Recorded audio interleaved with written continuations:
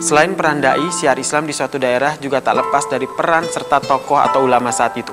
Di Kota Bogor ada Kiai Haji Abdullah bin Nuh yang menciarkan Islam melalui bidang pendidikan.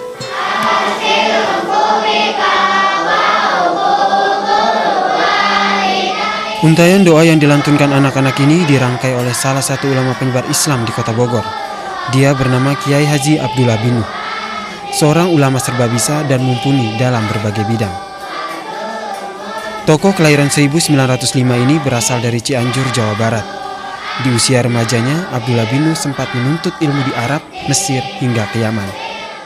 Beliau mendapat pengalaman melanglang buana karena gurunya ini, Muhammad bin Hashim Al-Maghribi At-Tarimi, ini seorang yang kaya raya dan menyukai ziarah, berkeliling dunia Islam.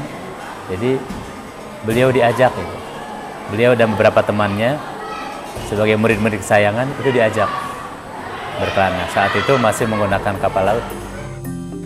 Sejak usia muda, Abdullah bin Nuh sudah berkontribusi dalam syiar Islam, terutama di dunia pendidikan.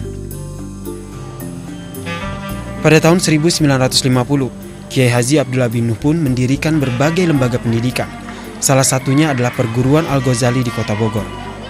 Selain mendirikan sekolah, Kiai Haji Abdullah bin Nuh juga berdakwah melalui buku yang dikarangnya.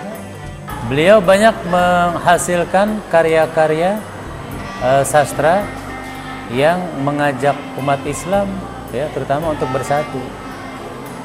Ada baiknya kita mempelajari nasar atau prosa beliau yang misalnya yang berjudul Persaudaraan Islam. Itu menurut saya satu prosa yang sangat kosmopolit sekali, sangat mendunia, bahkan sangat futuristik. Sangat futuristik. Padahal itu beliau karang tahun 25-an. Kiai Haji Abdullah bin Nuh memang telah berpulang ke rahmatullah pada tahun 1987. Namun perjuangan dakwahnya akan tetap dikenang warga Bogor. Nama Kiai Haji Abdullah bin Nuh pun diabadikan warga Bogor dalam nama jalan utama di kota hujan ini. Tak sekedar namanya yang abadi, semangat sang kiai akan senantiasa dilanjutkan oleh para muridnya hingga waktu yang tak terhingga. Assalamualaikum warahmatullahi.